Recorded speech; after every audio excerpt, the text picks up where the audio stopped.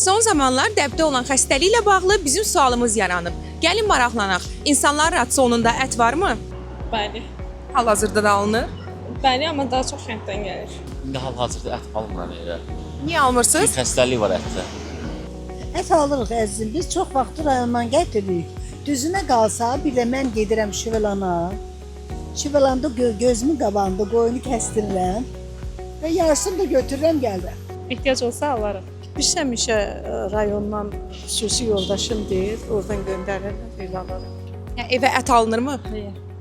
Niyə alınmır? Çünki xəstəlik yayılıb. Dietik yeməklərdən istifadə edirik və ət hal-hazırda dedilər problemlər var deyə çalışdığımız qədər maksimum dərəcədə uzaq durmağa çalışırıq. Yox, Niyə almırsınız? rayondan göndərirlər çünki. Ət alıram Hardan alırsınız? marketdən. Alıram, bəli. Sizin rasionda hal-hazırda ət var? Alırsınız, yəni. Eşitmisiniz xəstəlik. Nəzarətə inanıram da.